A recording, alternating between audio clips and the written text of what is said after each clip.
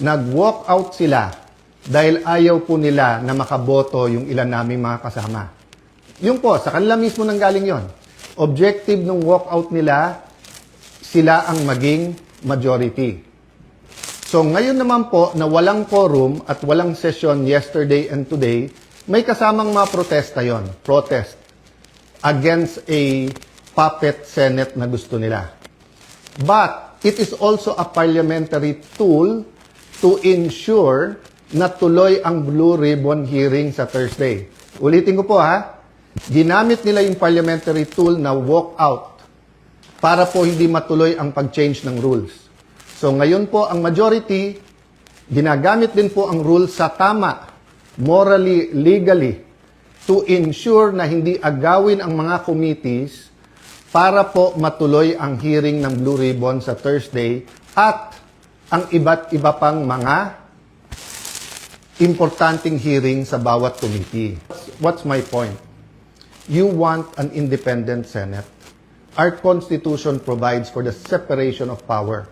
Bakit separate? Because they are interdependent, but they are independent. Ibig sabihin po, one cannot survive without the other. Hindi naman po pwedeng walang judiciary. Hindi pwedeng walang executive department. Pero hindi naman po pwede po na executive department lang at puppets lang po ang nasa judiciary or in this case, the legislature. So nung nag-walk out po sila, ano sabi nila?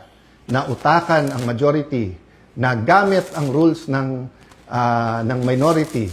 Ang sabi nila, master ang play ni Senator Tito Sotto dahil alam niya yung rules.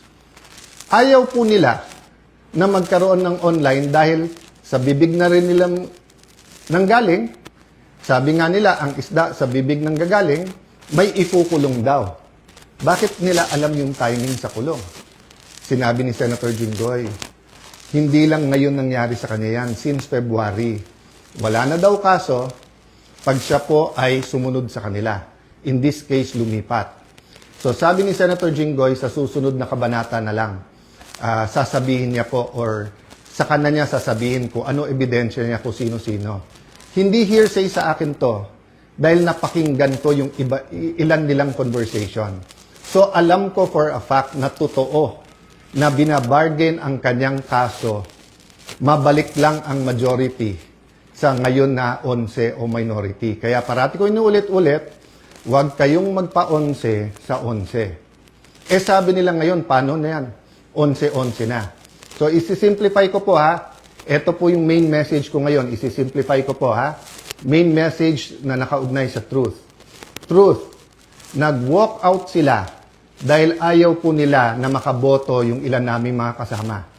Yun po, sa kanila mismo nanggaling yon. Objective ng walkout nila, sila ang maging majority. So ngayon naman po na walang quorum at walang session yesterday and today, may kasamang mga protesta yon. Protest against a puppet Senate na gusto nila. But it is also a parliamentary tool to ensure na tuloy ang Blue Ribbon hearing sa Thursday. Ulitin ko po ha, ginamit nila yung parliamentary tool na walk out para po hindi matuloy ang pag-change ng rules. So ngayon po ang majority, ginagamit din po ang rules sa tama, morally, legally, to ensure na hindi agawin ang mga committees para po matuloy ang hearing ng Blue Ribbon sa Thursday at ang iba't iba pang mga importanteng hearing sa bawat committee. Yes, you heard me right. Sa kanilang official or unofficial spokespersons, no? Meaning sila mismo or yung mga avatar nila or yung mga vloggers, formal, informal, PR spokesperson ang nagsabi na sa 11-11, umabsent lang yung isa, mag-abstain lang yung isa, they can move.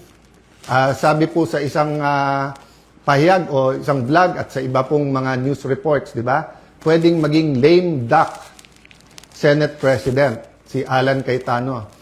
Taga-Taguig at Pateros po kami. Kahit lame duck, lumalaban pa rin. No? So, alam po namin plano nila. Ang plano nila, abangan, tanggalin ang mga committee sa legitimate majority. Why do I say a legitimate majority? In a completely independent Senate, 13 is 13. Kahit nasa abroad, kahit fugitive, kahit na nakakulong. In a democracy, you cannot say, I love democracy. Tapos pag minority ka, gusto mo, ikaw masunod. Pag minority ka, you have a moral influence to try to influence the majority. But you cannot supplant your decision for the decision of the majority.